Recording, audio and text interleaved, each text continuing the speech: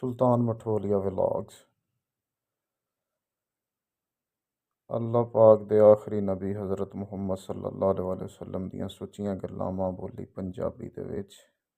ਇਹ ਨਬੀ ਪਾਕ ਸੱਲੱਲਾਹੁ ਅਲੈਹਿ ਵਸੱਲਮ ਦੀ ਹਦੀਸ ਸ਼ਰੀਫ ਹੈ ਜਿਹੜੀ ਬੁਖਾਰੀ ਅਤੇ ਮੁਸਲਿਮ ਦੇ ਵਿੱਚ ਬਿਆਨ ਕੀਤੀ ਗਈ ਹੈ। ਅਰਬੀ ਰਸਮੁਲ ਖਤ ਦੇ ਵਿੱਚ ਤੁਹਾਡੇ ਸਾਹਮਣੇ ਹੈ, ਤੁਸੀਂ ਇਹਨੂੰ ਪੜ੍ਹ ਸਕਦੇ ਹੋ।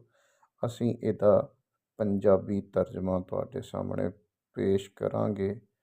ਨਬੀ ਪਾਕ ਸੱਲੱਲਾਹੁ ਅਲੈਹਿ ਵਸੱਲਮ ਦੀ ਇਸ ਹਦੀਸ ਨੂੰ ਹਜ਼ਰਤ ਉਮਰ ਨੇ ਰਿਵਾਇਤ ਕੀਤਾ ਹੈ। ਹਜ਼ਰਤ ਉਮਰ ਰਦੀ ਅੱਲਾਹ ਤਾਲਾ ਨੂੰ ਰਿਵਾਇਤ ਕਰਦੇ ਨੇ ਕਿ ਰਸੂਲullah ਸੱਲੱਲਾਹੁ ਅਲੈਹਿ ਵਸੱਲਮ ਨੇ ਆਖਿਆ ਕਿ ਸਾਰੇ ਕੰਮ ਨੀਅਤਾਂ ਉੱਤੇ ਨੇ ਅਤੇ ਹਰ ਬੰਦੇ ਨੂੰ ਉਹੀ ਲੱਭੇਗਾ ਜਿਹੜੀ ਉਹਦੀ ਨੀਅਤ ਹੈ। ਜੇ ਕਿਸੇ ਦੀ ਹਿਜਰਤ ਅੱਲਾਹ ਤਾਲਾ ਅਤੇ ਉਹਦੇ ਰਸੂਲ ਸੱਲੱਲਾਹੁ ਅਲੈਹਿ ਵਸੱਲਮ ਲਈ ਹੈ ਅਤੇ ਉਹਦੀ ਹਿਜਰਤ ਅੱਲਾਹ ਅਤੇ ਉਹਦੇ ਰਸੂਲ ਸੱਲੱਲਾਹੁ ਅਲੈਹਿ ਵਸੱਲਮ ਲਈ ਹੈ। ਪਰ ਜੇ ਕਿਸੇ ਦੀ ਹਿਜਰਤ ਦੁਨੀਆ ਕਮਾਉਣ ਲਈ ਹੈ, ਕਿਸੇ ਔਰਤ ਦੇ ਨਾਲ ਵਿਆਹ ਕਰਨ ਲਈ ਹੈ ਅਤੇ ਉਹਦੀ ਹਿਜਰਤ ਉਹਦੀ ਨੀਅਤ ਦੇ ਮੁਤਾਬਿਕ ਉਹਦੇ ਉਸੇ ਮੁਰਾਦ ਲਈ ਹੋਏਗੀ।